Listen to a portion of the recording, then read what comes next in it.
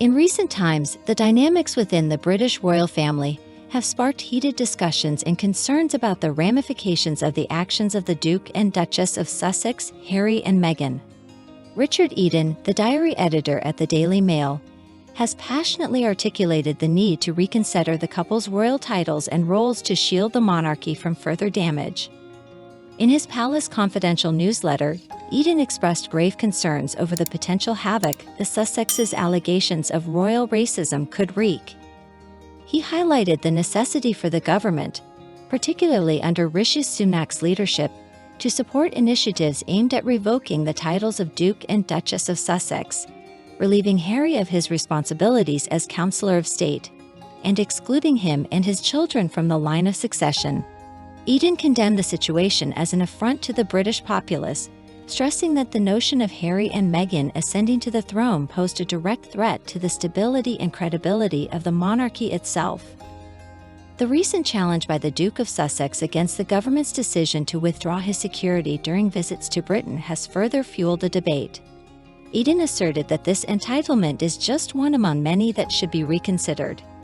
He pointed out the couple's silence following claims made by their advocate, Omid Scobie, which tarnished the names of senior royals, specifically mentioning King Charles and the late Princess Diana in connection to alleged discussions about the potential skin color of their son Archie. According to Eden, Harry and Meghan's actions, especially through their high-profile interviews and public statements, have inflicted significant harm on the reputation of the monarchy. Their recent resurfacing of racism allegations is perceived as a continuous threat, potentially leading to more turbulence unless decisive actions are taken promptly. Eden urged the government to support the parliamentary endeavours led by Tory MP Bob Seeley, aiming to remove the couple's titles. He reiterated that these titles were originally bestowed upon the Sussexes by Queen Elizabeth, under the premise that they would actively serve as working members of the royal institution. However, their shift towards leveraging these titles for personal commercial gains, particularly in the United States, stands in stark contrast to the Queen's original intentions. In Eden's view, it becomes imperative for Prime Minister Rishi Sunak to communicate the damaging implications of Harry and Meghan's actions to the King. Moreover, he advocated for stripping Harry of his role as Counselor of State, labeling the idea of him substituting for the King as disrespectful to the British people. Additionally, he proposed excluding Harry and his children from their respective positions in the line of succession. The gravity of the situation, as articulated by Eden, calls for immediate attention and action to protect the integrity and stability of the British monarchy amidst the turmoil caused by the actions and allegations involving Harry and Meghan. Prince Harry, the Duke of Sussex, recently voiced his sentiments regarding the UK, emphasizing that it remains his home. He expressed feeling compelled to withdraw from his royal duties and relocate to the United States, attributing this decision to external pressures. His concern primarily revolves around the safety of his children in Britain, stating that if their safety cannot be ensured, they cannot feel at ease in the country.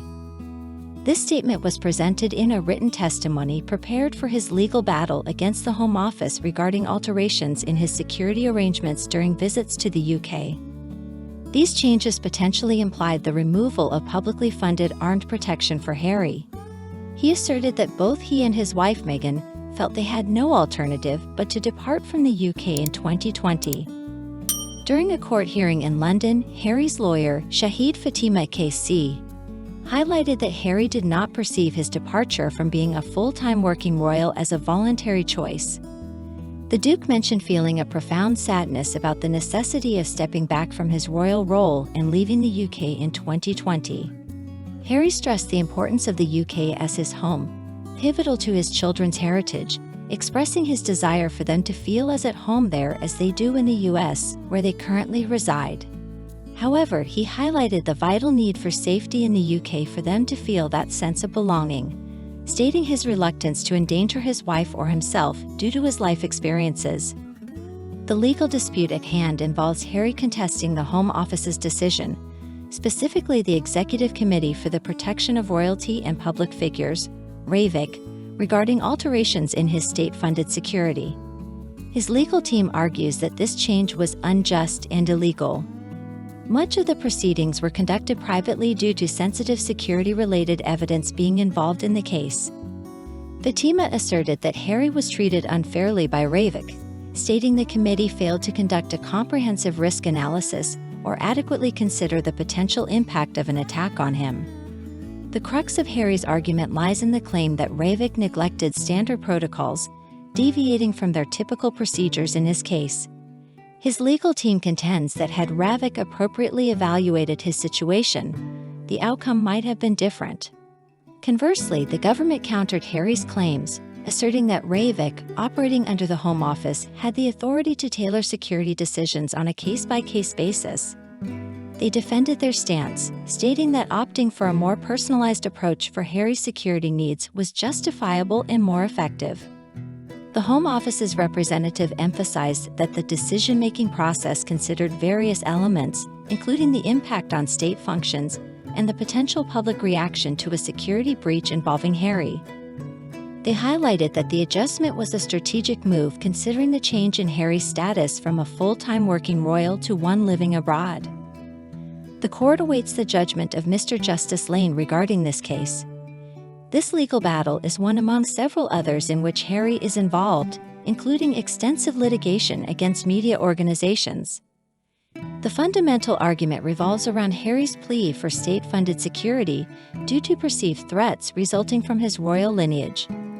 His legal team maintains that Harry should receive state protection when visiting the UK, emphasizing his ongoing status as a member of the royal family. In opposition, the Home Office contends that there isn't a recognized common law right for publicly funded protection.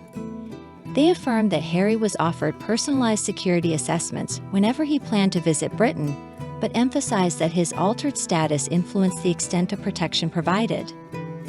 The Home Office emphasized that the decision-making process involved a delicate balance between the threat faced by a public figure and the finite nature of police funding. They defended the reasoning behind tailoring security for Harry due to his altered role within the royal family. The discussion in court also referenced the tragic death of Diana, Princess of Wales, highlighting its impact on security considerations for the Duke of Sussex. The Home Office stressed the wider repercussions of such incidents and the potential public upset in case of a security breach involving Harry. Ultimately, the High Court awaits a ruling from Mr. Justice Lane, marking the resolution of this legal dispute. The case underlines the intricate balance between security concerns, royal status, and governmental decisions, exemplifying the complexities inherent in such matters. Dear friend, if you like everything new about the royal family and don't want to miss all the novelties, subscribe to our channel and like it. By doing so, you take part in our development. We work for you.